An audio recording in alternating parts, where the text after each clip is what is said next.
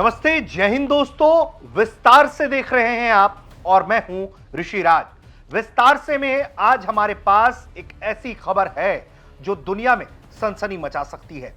आप पूछेंगे क्या? जी हां, हम बात ग्रीनलैंड की करेंगे, लेकिन उसमें जो सबसे बड़ा अपडेट है वो बेहद चिंताजनक है कि क्या ये एक महज रूटीन है या फिर अमेरिका ने ग्रीनलैंड की तरफ मार्च कर दिया है। खबर ही ऐसी है। तो सबसे पहले विस्तार से मैं आपको खबर बताएंगे, उसका असर बताएंगे और बताएंगे कि यह टक्कर की स्थिति में अभी के हालात में ग्रीनलैंड की जमीन पर कितने देशों की कितनी सेना, अमेरिका के कितने सैनिक इस वक्त ग्रीनलैंड पे मौजूद हैं और कितने सैनिक पीछे से आ रहे हैं। तो सबसे पहले खबर यह है कि 19 जनवरी 2026 को NORAD ने यह घोषणा की है, जो उत्तरी अमेरिकी एरोस्पेस डिफेंस कमांड ने यह घोषणा की है कि उसके एयरक्राफ्ट ग्रीनलैंड पर पहुंच रहे हैं। यानी कि अब मामला बदलने वाला है। जो पिटुफिक स्पेस बेस है वहां ये विमान पहुंच रहे हैं और ये तैनाती उनके मुताबिक लंबे समय से जो योजना के मुताबिक है उसका हिस्सा है, जिसमें अमेरिका और कनाडा के कॉन्टिनेंटल बेस से ऑपरेटिंग एयरक्राफ्ट शामिल हैं। ये अमेरिका, कनाडा, डेनमार्क किंगडम के बीच लंबे समय से चले आ रहे रक्षा सहयोग पर आधारित है, जो बताया जा रहा है जानकारी। अब आपको इसमें और हम जानकारी जो दें वो ये है कि अमेरिका का जो तौर तरीका है, जो इस वक्त की स्थिति है, उसके मुताबिक जो है अमेरिका कह रहा है कि ग्रीनलैंड उसको किसी कीमत पे चाहिए, साथ नहीं आओगे तो पछताना पड़ेगा। ट्रंप का भी यही रवैया है, उनके सहयोगी साथी सब यही कह रहे हैं।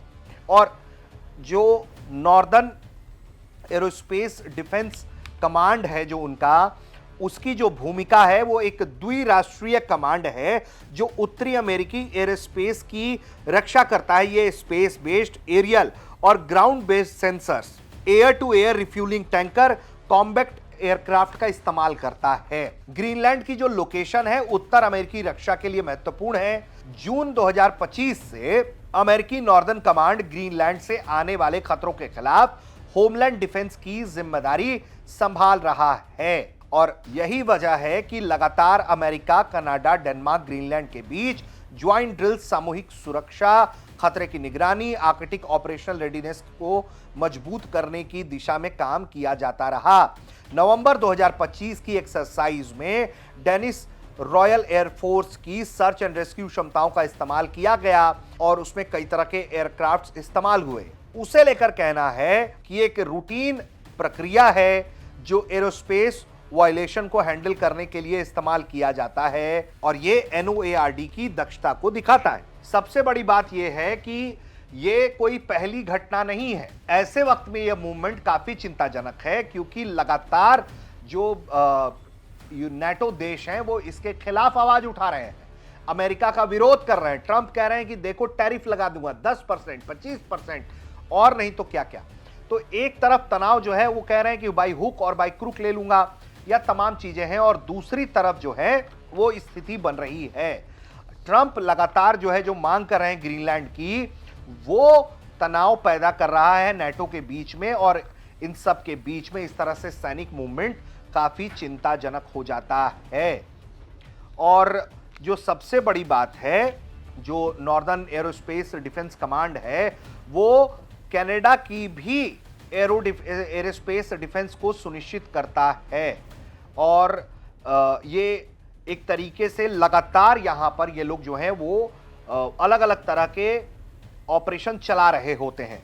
सबसे पहले अगर हम आपको सैनिकों की संख्या बताएं तो अमेरिका के ग्रीनलैंड में इस वक्त मुख्य रूप से पिटुफिक स्पेस बेस पर लगभग 150 से 200 सक्रिय ड्यूटी सैनिक तैनात हैं। ये जो हमने आपको बताया कि कैसे ये डिफेंस के लिए, स्पेस सर्वेलेंस के लिए, रडार सिस्टम के लिए इस्तेमाल होता है। कोल्ड वॉर में वो आर्केटाइम सबसे ज्यादा, यहाँ पे 10,000 सैनिकों की संख्या थी। अमेरिका डेनमार्क समझौते के तहत ज्यादा ट्रूप्स लाने का विकल्प यहां मौजूद है। हाल में जो बढ़ी उपस्थिति है उसको लेकर डेनमार्क जो है उसने सैनिक तैनात किए हैं और इसमें जो कई इसमें fighter aircraft, naval operations, infrastructure guarding जैसे मिशंस को शामिल किया गया है। और लगातार जो डेनमार्क है उसने तकरीबन 200 के करीब सैनिक जो हैं वो तैनात किए हैं, ऐसी खबरें हैं।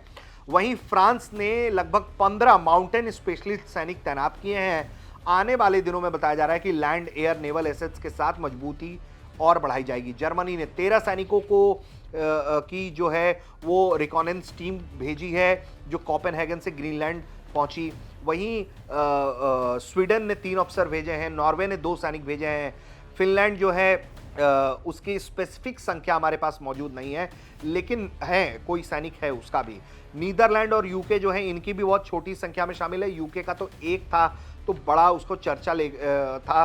कुल मिलाकर नेटो देशों के कुछ दर्जन जो है तकरीबन 50 से 100 के आंकड़े के बीच ऑपरेशन आर्कटिक एंडोरेंस के तहत यहां ये तैनात है जो डेनमार्क के नेतृत्व में हैं। नेटो एक स्थायी मिशन आर्कटिक सेंट्री की चर्चा कर रहा है। यह उपस्थिति मुख्य रूप से अभ्यास, सर्च एंड रेस्क्यू, इंफ्रास्ट्रक्चर सुरक्षा के लिए है, लेकिन जो ट्रंप है उनकी धमकियों से यह प्रेरित है। और ग्रीनलैंड की कुल आबादी 57,000 है, लेकिन ये रणनीतिक रूप से काफी महत्व है। एरिया जो है वो बहुत सेंसिटिव है।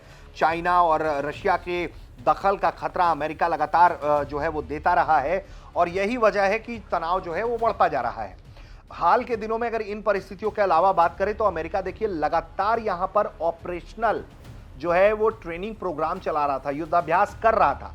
यानी कि उसके मन में एक बात थी जिसको लेकर जब उसने सब पुख्ता कर लिया कि कैसे वो क्या करेगा, पहले साथ में बैठ के उसने ऑपरेशनल ड्रिल्स किए और जब उसने ये पुख्ता कर लिया कि वो इन पर कब्जा कर सकता है तो इस तरह की बात आने लगी। नवंबर 2025 की बात करें तो अमेरिकी एयर फोर्सेस नॉर्दर्न ने डेनमार्क के साथ मिलकर पिटुफिक स्पेस बेस पर एक डायनामिक ऑपरेशनल एक्सरसाइज आयोजित की। इसमें अमेरिकी एयर नेशनल गार्ड के कई यूनिट्स जिसमें KC-135, F-35, F-16 जैसे एयरक्राफ्ट शामिल थे।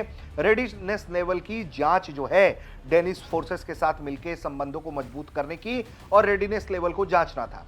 दिसंबर 2025 में भी जो नॉर्दर्न एरोस्पेस डिफेंस कमांड है उसने फ्लोरिडा में पाम बीच पर टेम्पोररी फ्लाइट से एक इंटरसेप्शन करने की कोशिश की, जिसमें दिखाया यह गया कि दुश्मन का एक एयरक्राफ्ट जो है उसको कैसे इंटरसेप्ट किया जा सकता है या सिविलियन एयरक्राफ्ट को कैसे इंटरसेप्ट किया जा सकता है। इसके लिए F-16 उड़ाया था। और ट्रंप जो है वो लगातार इस दिशा में ग्रीनलैंड को जो है वो अपने हिस्से में लाना चाहते हैं और यही वजह है कि तैनाती की चिंता जो है वो बढ़ रही है। और जो ऐतिहासिक संदर्भ है या फिर जो तमाम लोग इसको लेकर बयान दे रहे हैं, अगर हम वो भी आपको बताएं तो वो भी बहुत महत्वपूर्ण हो जाता है। अगर हम ऐतिहासिक संदर्भ बता दें आपको कि ग्रीनलैंड जो है वो डेनमार्क का स्वायत्त आर्कटिक क्षेत्र है जिसकी रणनीतिक लोकेशन उत्तर अमेरिकी रक्षा के लिए बहुत महत्वपूर्ण हो जाती है। जो नेशनल एरोस्पेस डिफेंस कमांड है उसकी स्थापना से ही जो है ग्रीनलैंड में अमेरिकी बेस मौजूद है, जिसे पिटुफिक स्पेस बेस जो मिसाइल वार्निंग और स्पेस सर्विलांस के लिए इस्तेमाल होता है। बताया जाता है कि 1958 के आसपास ये हुआ था। ट्रंप की जो पहली टर्म है साल 2017-21 में भी ग्रीनलैंड खरीदने की कोशिश हुई थी, वो असफल रही थी। 25-26 में फिर से ये मुद्दा उभरा जहां ट्रंप अब जो है वो जबरदस्ती भी इसे दखल करने की जो है वो इरादा रखते हैं। वहीं जो कॉन्टिनेंटल यूएस NORAD रीजन है उसके कमांडर जो कह रहे हैं वो कह रहे हैं कि एक्सरसाइज आर्कटिक क्षेत्र में फोर्सेस डिप्लॉय करने की हमारी क्षमता को दिखाता है, लेकिन इससे ज़्यादा महत्वपूर्ण है कि डेनमार्क किंगडम के साथ हमारी बहुत अच्छी पार्टनरशिप है। तो कुल मिलाकर अमेरिका जो है वो पहले के नाम पर उसका ये कहना है कि जी पहले से ही तय था, इसलिए उसके ये एयरक्राफ्ट मूव कर रहे हैं और वो इस तरह के कदम जो है वो उठा रहा है। लेकिन ये सब कुछ दर्शाता है कि जिस तरीके से पिटुफिक स्पेस बेस पर अमेरिका एक सुनियोजित तरीके से धीरे धीरे अपने तमाम एयरक्राफ्ट्स को वहां पहुंचा रहा है और तमाम चीजों में मजबूती देखने की कोशिश कर रहा है, उससे एक बात साफ है कि अमेरिका के इरादे सही नहीं हैं। और जिस तरह से अमेरिका बार बार यह बात कह रहा है कि या तो प्यार से बात करके ले लेंगे वरना जबरदस्ती का एक ऑप्शन है ही, तो कुल मिलाकर स्थिति तनावपूर्ण, मूवमेंट जोरदार, टक्कर जोरदार, स्थिति कभी भी काबू से बाहर जा सकती है, बिगड़ सकती है। तो आप देख रहे थे विस्तार से, उम्मीद करते हैं कि आपको ये वीडियो पसंद आया होगा।